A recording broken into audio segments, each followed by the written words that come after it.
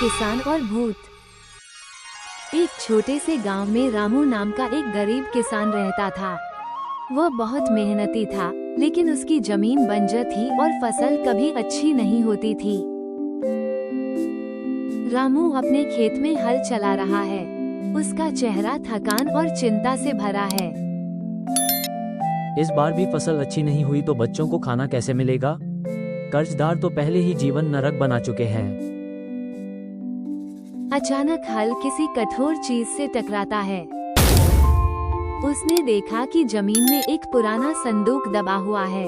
रामू ने उत्सुकता से संदूक खोला तो उसमें से एक चमकदार लैंप निकला। जैसे ही उसने लैंप को साफ किया, एक धुएं का गुबार निकला और एक डरावने भूत ने सामने प्रकट होकर कहा, मैं हजारों साल से इस लैंप में कैद था। तुमने मुझे आजाद किया, इसलिए मैं तुम्हारी 3 इच्छाएं पूरी करूंगा।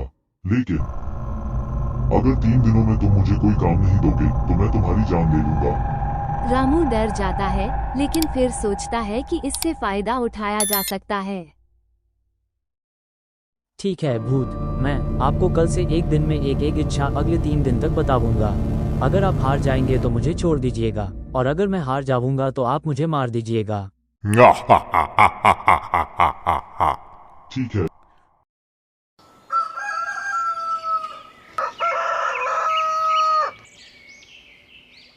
पहले अपने खेत को उपजाऊ बनाना चाहिए। आज पहला दिन है, चलो अब अपना पहला इच्छा बताओ।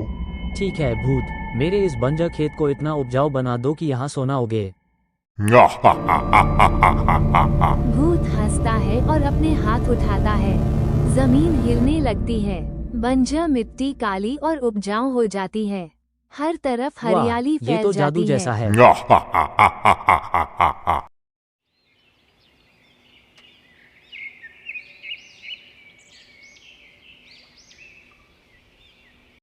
अगले दिन रामू भूत को बुलाता है।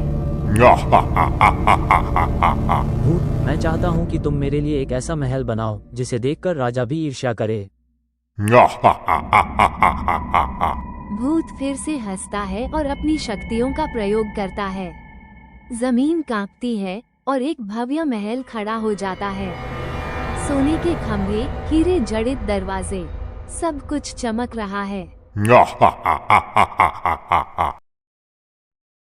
अब मैं और मेरा परिवार सुखी हो जाएगा।